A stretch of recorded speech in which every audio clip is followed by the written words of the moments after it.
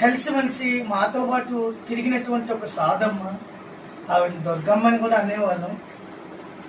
మా ఆశ్రమంలోనే ఉండేది, తన పిల్లలకి సేవ చేసుకునేది.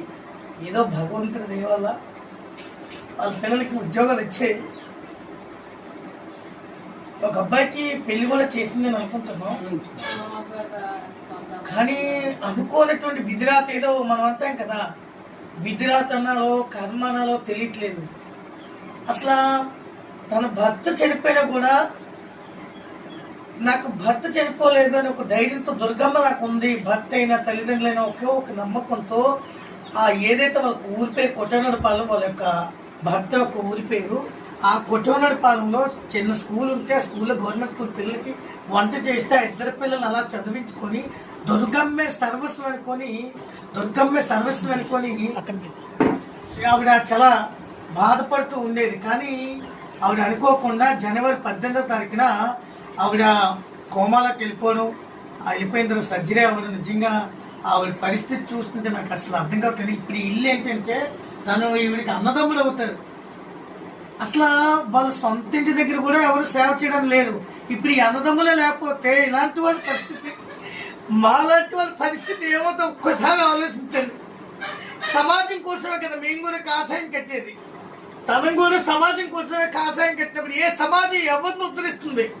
సమాజాన్ని ఉద్ధరించడానికి మేము కాషాయం కడితే తేరామో చూసి అక్కడ అన్నదమ్ములు ఉన్నారు కాబట్టి కదా అన్నదమ్ముడికి వచ్చింది. అన్నదమ్ముడి దగ్గర ఇంటికి వచ్చి ఈవేళ మంచం మీద ఉండవలసిన పరిస్థితి వచ్చింది. కాబట్టి హిందూ సమాజం ఒక్కసారి ఆలోచించండి.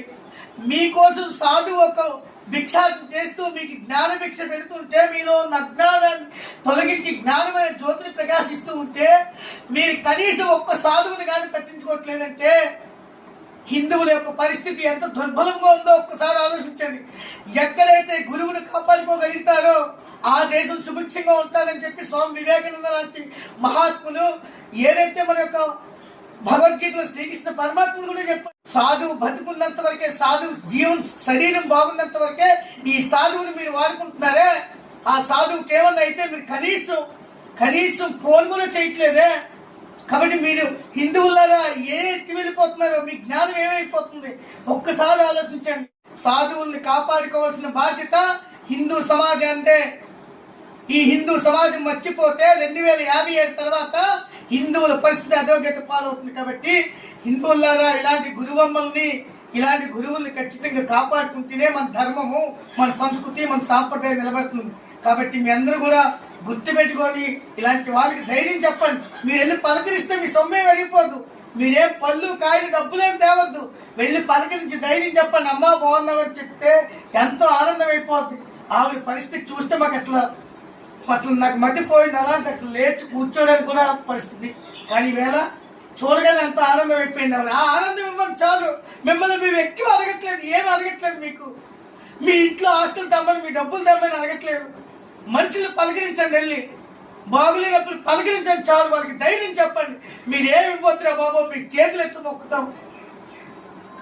ఆలోచించండి ఒక్కసారి.